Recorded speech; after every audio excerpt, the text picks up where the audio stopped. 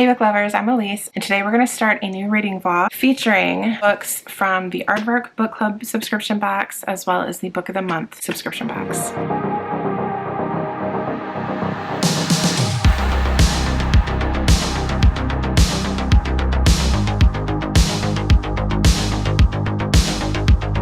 Now, Book of the Month, I've been a member with them since 2017. I really enjoy their service. I feel like it's a really affordable subscription. They usually have really good options, and I love that you can skip a month, so the credit that you already purchased will just stay there and you can use it the following month. Or if you skip multiple months, it's just the next time that you make an order is when you can use that credit. And sometimes it's just really nice to get a brand new release book for a much lower price. I can't remember how much the regular monthly price is because it's gone up quite a bit since I started ordering from them, but I do know add-ons, so additional books that you add to the box, are only $10.99. Also too, this video is not sponsored at all by either Book of the Month or Aardvark Book Club. I can't say that. Aardvark Book Club. Also too, if you've never ordered with Book of the Month before, I do have a link down below for you to get your first month for just $5. If you're interested, definitely check it out because $5 for a brand new hardcover book is insane. And then Aardvark Book Club, they are a little bit newer. I'm pretty sure they're based out of Canada, whereas Book of the Month is based out of the US. Ever since Aardvark Book Club kind of started teasing their subscription and all the marketing that they've done, like, I love them. They're so colorful. I love the hints that they give throughout the month, kind of hyping you up for the new releases. And their books, because each of these companies print their own books, specifically the Aardvark books, are so buttery smooth. They just feel so good to hold in your hand. They are a little bit more expensive, I believe. I don't have a discount code for Aardvark, but lots of book influencers do. So, I mean, you don't have to look far to find it. I think Aardvark offers your first month for $4. Look people up on Bookstagram or BookTube and you'll find a link. They're not that hard to find. I've actually been skipping a lot for both of these subscription boxes because a combination of I just haven't really been super interested in the picks that they have, but also just trying to save money. And again, that's the nice thing. Both of these book boxes offer that option to roll over your credit to the next month, and you can keep doing that so you don't have to get charged every month. For the month of September, I did actually order books from both subscription boxes. It's been a while since I've done that, so I wanted to just first of all share what books I picked and then just do a reading vlog, reading one book from Book of the Month and one book from Aardvark Book Club. I'm pretty sure I know what I'm going to be reading, but let's look at them and see. The first book that I got from Book of the Month, this was one of their new September picks, and that is Phantasma by Kaylie Smith. This is a paranormal romance. She is thick, but she is gorgeous. This one says, so Phantasma only has 2 rules: stay alive and don't fall in love. When Ophelia discovers her mother brutally murdered, there is no time to grieve. She has inherited the family's fearsome magic and enormous debt. Circumstances go from dire to deadly. However, when Ophelia's sister decides to pay off the loan by entering Phantasma, a competition where contestants rarely escape alive, and the victor is granted a single wish. The only way for Ophelia to save her sister is to win, but Phantasma is a cursed manor full of twisting corridors and lavish ballrooms, staffed by enticing demons and fatal temptations, and Ophelia must conquer all 9 floors to succeed if her fears don't overtake her first. This just intrigued the heck out of me. I love this cover so much. There's a hierarchy of paranormal beings, so there's devils, demons, wraiths, vampires, shapeshifters, familiars, ghosts, necromancers, seers, witches, specters, and this is the perfect time of year to read it. So I think this is what I'm going to pick for Book of the Month, but let's look at the other 2 books.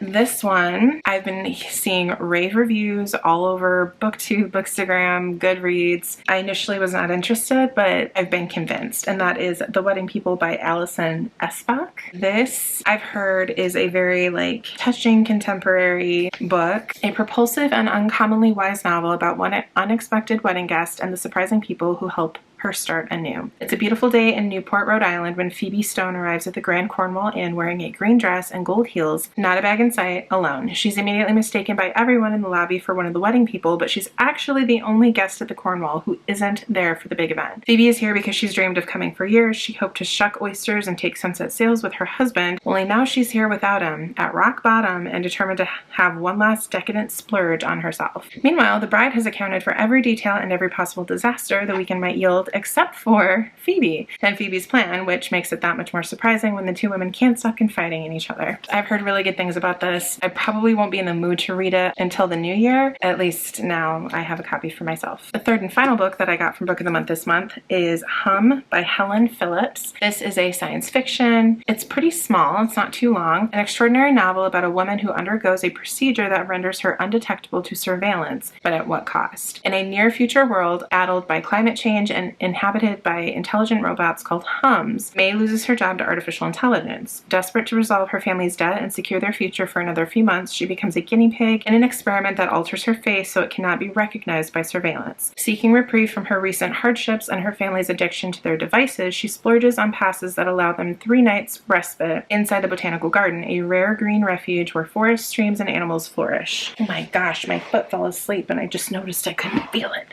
Okay.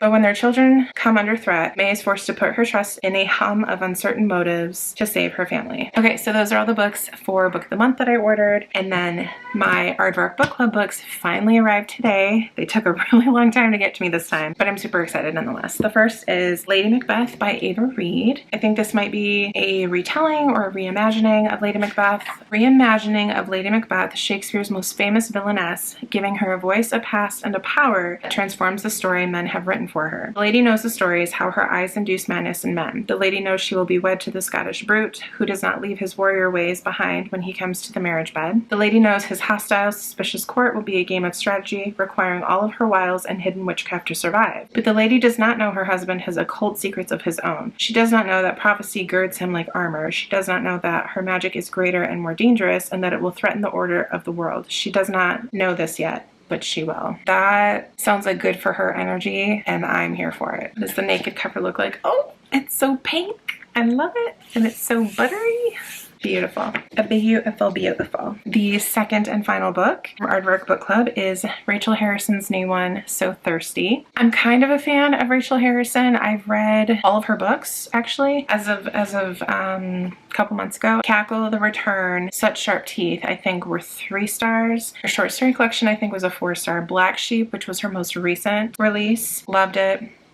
Loved it. This one's highly anticipated for me, so a little nervous because I don't want to get let down, but this one is about vampires. It's pretty short. It's less than 300 pages. Shouldn't take too long to get through, and it's signed by the author, so that's exciting. And then the naked cover. All right, so this one. A woman must learn to take life by the throat after a night out leads to irrevocable changes in this juicy, thrilling novel from the USA Today, blah, blah, blah. Okay. Sloane Parker is dreading her birthday. She doesn't need a reminder she's getting older or that she's feeling okay.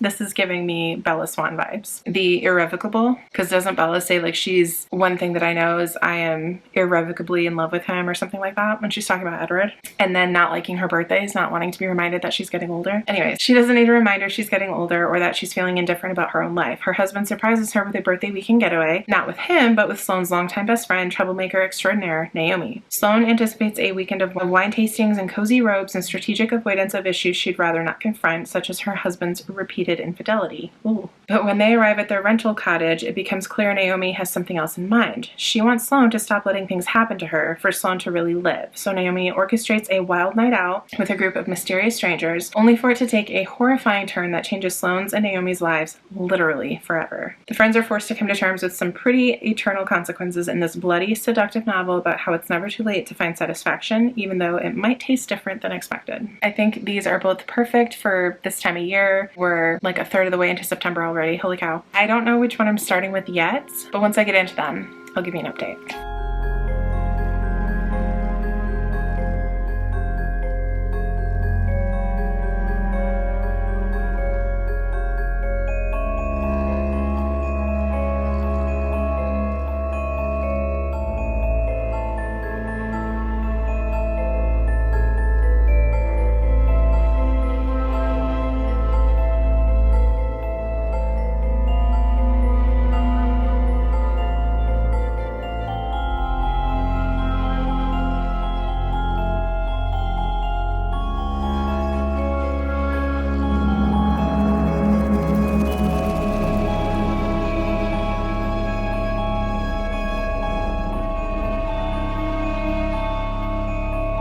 I'm working unfortunately. It's Wednesday, but it feels like this has been a long week. Michigan needs to figure out its weather because it's like in the morning, at night and in the morning. Focus on me, not what's behind me. Thank you. At night and in the morning, it's cold. It's like 40s, maybe 50s. Really, really cooled off, right? But then it's like just afternoon. The temperature's supposed to be in the mid 80s today, but it's like, it's still kind of cool right now, but it's like really, really damp and really humid. And I don't do well in humidity. I sweat, my face gets all red. I look a mess right now. I had a cute green sweater on. It's too humid for that thing.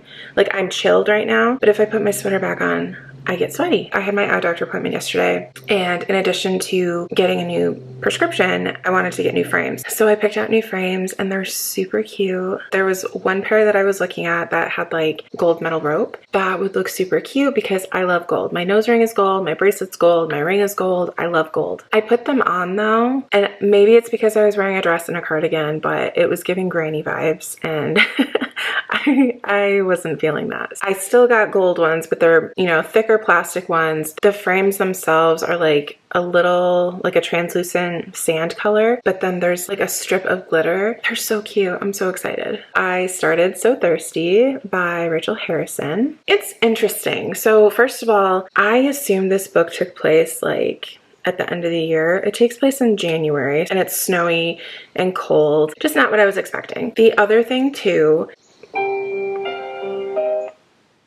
decline. I never answer my phone. The other thing too is that it's giving The Return by Rachel Harrison. In that book, there's like a group of friends and they go stay at this resort type thing. Now, mind you, the resorts are very different.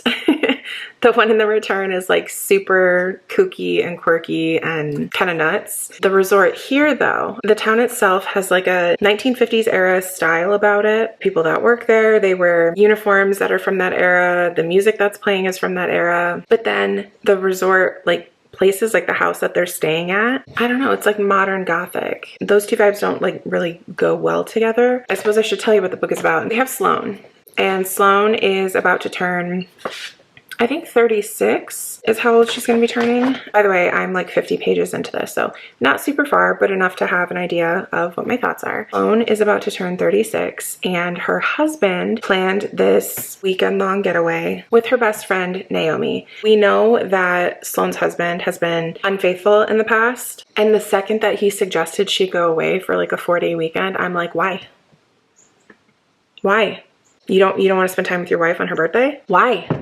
Why do you need the house to yourself? He's a piece. Sloane goes to this resort with her bestie, Naomi. Naomi's like this chaotic energy of a person. She travels all through Europe with her rock star boyfriend, and she just has a crazy lifestyle. She's a partier. She loves people, yada, yada. They're settling in, and then they go out for drinks, and they note that there are like handsome strangers, and Naomi's talking to one at the bar. There's another one across the room that Sloane kind of notices. And there's like a certain juxtaposition between these two women. Like, they're besties. They've been besties since they were 14. And Naomi's like your typical cool girl. And she's got like this long black hair, and she's gorgeous, and she's really social and outgoing and talkative. And then Sloane she's just kind of more quiet. She has this darkness about her, probably like verging on depression is kind of how it seems. And one thing that I really like about Rachel Harrison is that she mentions music a lot in her books. I like when authors do that because I feel like I like when books can have a playlist, and it just helps pull you into the story and like really feel the vibe that you're supposed to feel. And just with like the 1950s era that this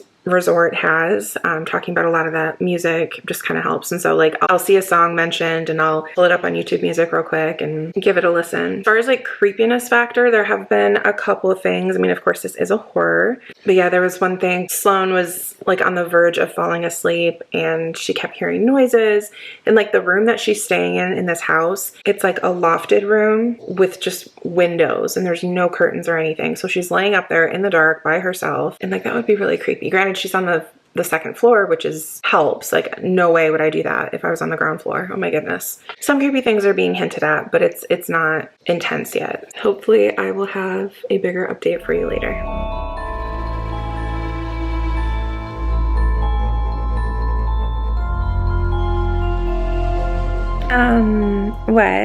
What's happening? I'm done working. I read a bit in the car line and I just read a little bit more. I'm now up to page 108, so I've read like another 50 pages. Some things have happened, some things have gone down. The whole vibe of the book has definitely switched over to full horror. Yeah, it's going. Yeah. Yeah. Some things that I don't think I've ever seen in a book before. So that was interesting. We meet some new characters, and it's the eve of Sloane's birthday. Naomi wants to surprise Sloane. She's like, let's get dressed, let's go out, I'm gonna take you somewhere, it'll be really fun. I get there, there's some new characters, a lot of things happen. I'm enjoying this quite a bit. I'm like over a third, but not quite a half of the way through. So I'm gonna be back to reading because I wanna know what happens next. I'm not pleased. Whoa, hi ho. That was high exposure. I'm winded. Ever since the last time I got that thing that the world had to deal with, that started back in 2019, 2020. Ever since I got that the last time, I get winded very easily. The book, I'm liking it. Don't know yet if it's going to be 5 stars, but lots of things are happening. It says it right on there. This is a vampire book, so obviously we know vampires are involved. I've gotten to the point now, I'm like officially 50% of the way through the book. Vampires have come on the scene. The new characters that we've met so far, I like them. They're kind of fun and they're a good addition to the story, so that's great. I really think the overall message, and I think Rachel Harrison does this a lot, but kind of like the overall message of her books, and specifically this book, is women taking charge of their life, not letting life happen to them, but taking charge and doing what they want to do, not letting people walk all over them. And I personally love that message, and that's very present in this book, which I am liking. There was something that happened and it just made me go like, yes, you go girl. I love it. It's like, I don't want to say too much because I don't want to obviously give anything away, but I also don't want to sit here in every book update and just be like, I'm liking it, it's going well. There's this person that lives in this neighborhood.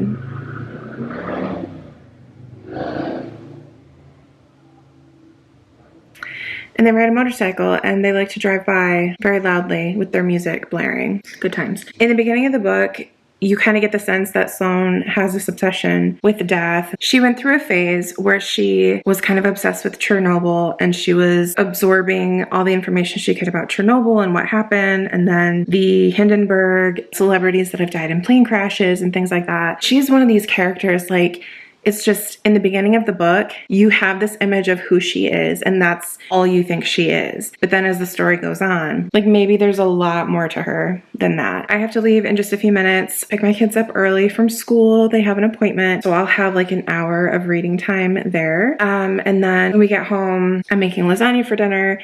And then I'm really hoping, I don't know if it's gonna happen, but I'm hoping I'll be able to finish the book. I'm gonna do it. I'm gonna finish the book.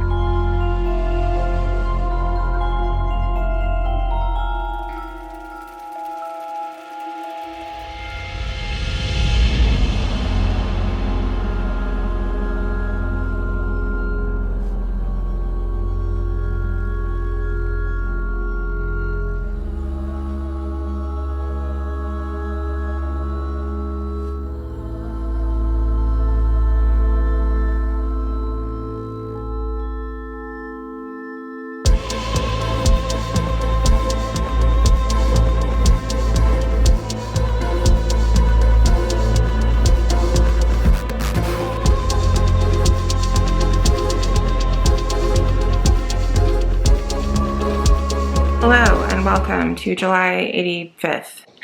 It is September 15th. I have the air conditioning going and I'm still sweating. What is going on? You know what's interesting? All the different vampire lore that books and movies take on, it's different every time. I mean, in Twilight, we have the sparkly vampires that move really, really fast and never sleep. In Dracula, they turn into bats and they're super vicious. I mean, I guess typically vampires are depicted as super vicious. Mom's Got a Date with a Vampire, they sleep in coffins and they have no reflection. it's just interesting to see all the different vampire lore. I wouldn't like that, not being able to see my reflection, like not being like, how do you know what you look like? How do you know that you don't have blood smeared all over your face? Like, you'd have to have a really good buddy who could do your makeup for you and make sure that you don't look ridiculous. Anyway, I finished So Thirsty. I'm gonna give it 4 stars. I liked the type of vampires that are in this story. I don't know, like, I don't want to give too much away. Like, I don't want to tell you what kind of vampires they are. I don't want to tell you how old they are. I don't want to tell you anything, because I feel like that's part of the appeal of this book, is kind of going into it not knowing what kind of vampire you're gonna get. I ultimately did like the friendship between Sloane and Naomi, and it's one of those friendships, it's like, it's the same kind of female friendship that you see all the time. So you have like the more meek, mild-mannered, good head on her shoulders type person that does what she's supposed to do, and then you have the other one who's like, life is chaotic and they take a lot of risks and they don't really think things through before they do them. So it's like those two types of characters always seem to come together to form these duo friendships. But I liked that. I liked Sloane and Naomi as friends. I like where the story ultimately ended up going. I thought the ending was pretty good. One thing that I've noticed, and I've noticed this in Aardvark book club books before, their naked covers are super buttery soft and they're really, really pretty, but the title on the spine, it's like a foil, but it rubs off pretty easily. So just for me, like reading, like that's where I would put my finger all the time, and so it wore it off, and it comes off really glittery on your fingers. So something to keep in mind, I guess, if you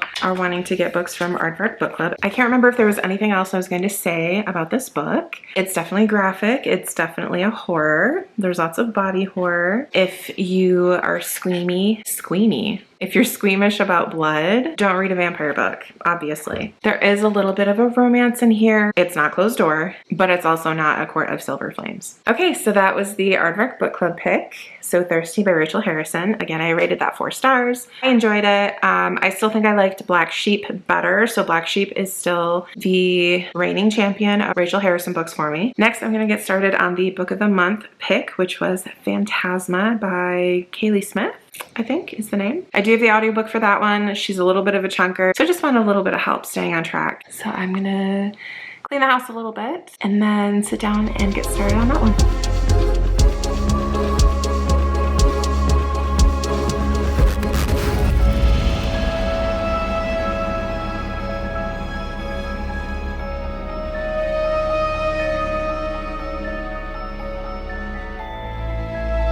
Hello, good morning.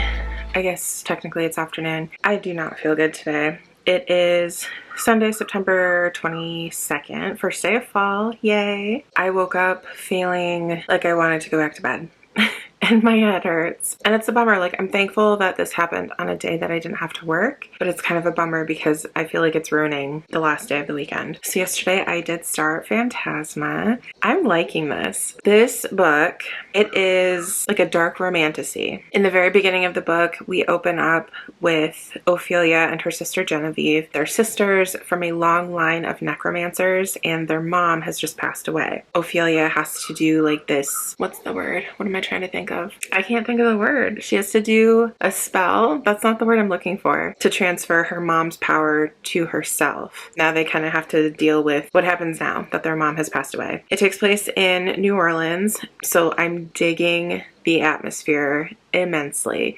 Oh, by the way, their last name is Grimm. Hello. The Grimm sisters, they live at Grimm Manor and everything is just dark and dreary. I'm absolutely loving this. Now that Ophelia has her mom's powers, she's like a fully fledged necromancer at this point, and she can see ghosts and she can see apparitions, and there's like different levels of the type of ghosts that are in here. So there's like ghouls, apparitions, ghosts, phantoms. It's just, there's like this whole hierarchy of different magical creatures, and there's also like different types of witches and vampires and demons and devils. I've barely skimmed the surface of this world. I'm only like 85 pages in. One very, very early morning, 2 gentlemen from the bank come to Grimm Manor, and they're asking the sisters to come down to the bank because they need to sign some paperwork. And basically what had happened is the Grimm Manor has been in their family for a long time, but their mom took out loans against the home for whatever reason, we're not sure, and now the bank is going to foreclose on the home unless money can be paid. Now, in addition to all that, there's this competition that has come to town called Phantasma. Supposedly it's ran by a devil of some kind. Apparently a lot of people die throughout it, and it takes place over the span of 9 different nights, and there's 9 different levels that you have to get through. And Genevieve, as the younger sister, she's kind of the one that does things without really thinking them through. In an attempt to help save the home, she goes off to Phantasma to compete, because if you win, I guess you win a lot of money. And Ophelia ends up finding out, and she goes after her. I'm now at the point where they are at Phantasma, and Ophelia, she gets there and she goes to her room, and it's like right off the bat she like almost dies. The trials haven't even started yet, so it's kind of funny. But it's like this really creepy castle. This portion of it was reminding me of Throne of Glass a little bit, like with the secret passageways and finding certain dangers in these passageways. I have no idea what year this takes place, but it's giving like 1800s. Loving the vibe. Like, if things keep going the way that they're going, I don't see why this wouldn't be a 5-star. It's totally up my alley. My first 5-star of the year was Gothicana by Runix, and it's the same sort of vibes. I'm loving this. And I've been hearing really good reviews from other people that have finished this. Oh yeah, by the way, I was totally supposed to start this during Jess's Survive the Night readathon.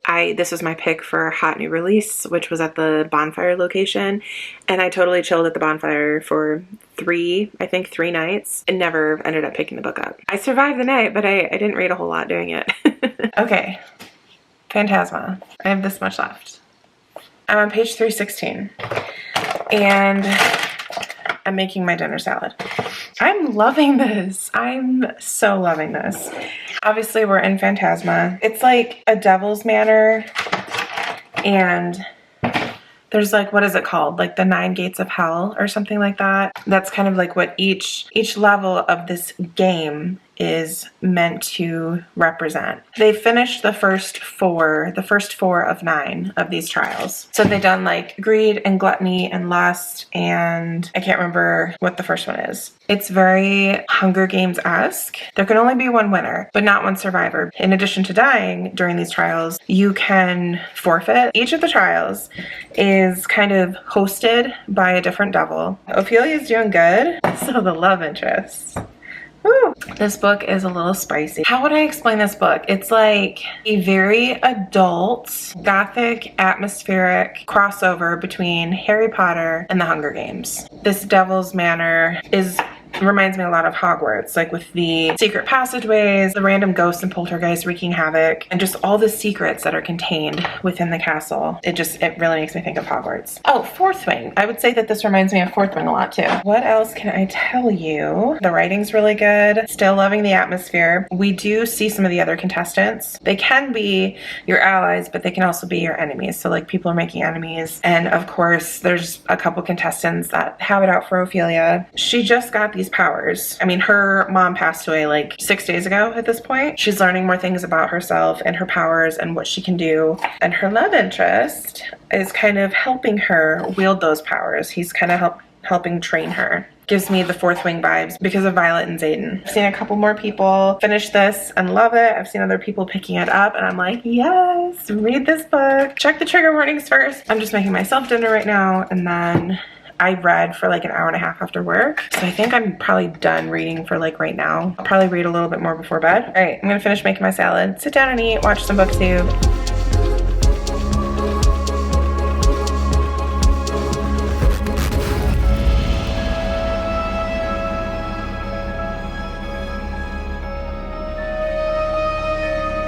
I have just over 100 pages left in Phantasma, and I don't want it to end. And I'm pretty sure book 2 is on KU. Yeah, Wicked Games book 2. It is on KU. Oh, never mind. It's not available to read yet. So apparently I'm gonna have to wait until April 8th to read the second book. As far as Amazon sales ranking, Phantasma is number 13 out of the top 100 Kindle books, number 1 in new adult and college romance, number 1 in dark fantasy, and number 1 in dark fantasy horror. This book is absolutely taking over. This lighting is awful. Can I spin around? I've got the Libernauts live show tonight with Keisha. We're doing the book discussion for Foe by Ian Reid. So I have that in like an hour and a half. And then this weekend, I'm really excited. The boys are with their dad this weekend, and Nick is going up to the cabin in Canada with his dad and his brother and his friends. So I have the whole house to myself all weekend, well, until Sunday night, and I'm really excited. So actually Nick's mom, sister-in-law, and I, we're gonna go out to dinner Friday night. But aside from that, like, I can do whatever I want. I don't have to clean up after anybody. I'm so excited. The last time this happened was back in February, and I did like a whole reading vlog. I read 3 books in a weekend on my first 5-star read. The potential for some good things to happen, but I should probably do some shopping. My youngest is turning 9 next weekend, so I should probably do some shopping for his birthday party and get a couple more gifts. I still really want to get some fall decorations. I don't really have any fall decorations. I don't know. I need to go send Keisha the StreamYard link for our discussion tonight, and then I'm gonna sit down, hopefully for at least an hour, and read Phantasma. How much time do I have left on the audiobook? An hour and 23 minutes. Okay. You know, I'm proud of myself. I've been doing really, really well. I feel like this year has been really slumpy as far as vlogging has been going. I've been doing this for almost 2 years. October 30th is going to be my 2-year anniversary for being on BookTube. I haven't been super consistent. My like engagement and growth has really suffered from that, I think. So I'm proud of myself because I feel like September I've been doing really, really well. I've been posting regularly. Yeah, I don't know. I'm rambling. I need to read. Okay, bye. Hi, first of all, these are my new glasses. They finally arrived. I don't know if you can tell. Oh, you can kind of tell right there. There's glitter in them. Anyways, what? Okay. I don't know where to sit. And this lighting is not great. I'm sorry. I have not, what's going on with my hair? I have not had a moment like this reading in, I couldn't tell you how long. Like, it was one of those moments where I'm just reading and I had to stop and I had to do an update. And I even had to tell my boyfriend, no, he's my fiance. I even had to tell my fiance, I'm like, I know you have no idea what this is, but I need to tell you this real quick. Oh my gosh. I have like 30 pages left. Bombshell. So this was 5 stars. Who's surprised? Not me. This book was so good. This was one of those books that pulled me in immediately. It had the perfect atmosphere, the storyline, the characters. It was really well written. The plot was exciting and so well done. When things connect and come full circle, this book was so good. It was so good. I feel kind of bad. So Ophelia has this thing that she does throughout the entire book. She has like this voice in her head and it tells her to do things, and in order for her to like overcome what the voice is telling her to do, and like she has to knock on something, and that happens throughout the entire book. And it did not occur to me that that was OCD. At the very end of the book, there's like a note from the author on OCD. She herself struggles with OCD. Kaylie herself is afflicted with OCD. Like, that's not something that I've seen a whole lot in books. That's kind of cool that that representation was in there. But yeah, I feel bad that I didn't make that connection. This book was This book was phenomenal. There's a certain vibe that I love, and the only thing that I can really think to call it is like an atmospheric gothic vibe. The whole setting, the fact that it took place in New Orleans, the fact that it almost seemed like it was from a historical time period. There's ghosts and demons and devils and all these different paranormal creatures. Just whatever that vibe is called. I've seen this vibe in What Moves the Dead by T. Kingfisher, Angelica Frankenstein Makes Her Match by Sally Thorne, Anatomy, a Love Story, and Immortality, a Love Story by Dana Schwartz. That whole vibe just really works for me. So if that is also your thing, then this could potentially work for you as well. Just the whole trials thing keeps bringing me back to Hunger Games and to Fourth Wing. I don't actually remember there being trials in Fourth Wing, but there's certain things that they have to do to like compete or train. And while they're not training in this, they are competing. I feel like I mentioned something else earlier in the vlog that this kind of reminded me of, but I can't think of it. I know I mentioned that the Devil's Manor that they're in reminded me a lot of Hogwarts, just with all the secret passageways and, you know, opening a door that leads to one room, but then when you open it later, it leads to a different room. Very dark, very magical. The spice. I saw people giving this 2 hot peppers out of 5 for spice level. I think it's extremely subjective because I personally would have given this like 4 hot chili peppers out of 5 for the spice level, but I don't read a lot of spice. So when I do, it seems awfully spicy because I know there's spice in Fourth Wing. I feel like this was it went a little bit further, I think, than Fourth Wing as far as descriptions of activities. This was a good time. It was fun. It was exciting. The trials were probably my favorite part. Just the like creativity that went into these trials. I was impressed all around. So a quick recap from Aardvark Book Club. I read So Thirsty by Rachel Harrison. I very much enjoyed it. I love the vibes of Rachel Harrison books. I think it was a pretty fun time. It was a good creepy vampire story and I would recommend to horror lovers. I ended up rating So Thirsty 4 stars. Phantasma, it was a dark paranormal romantasy. It was high stakes. It was exciting. I had a great time. I had a great time with both books. This was an amazing blog. Thank you so much for watching. Please remember to like and subscribe, and until next time.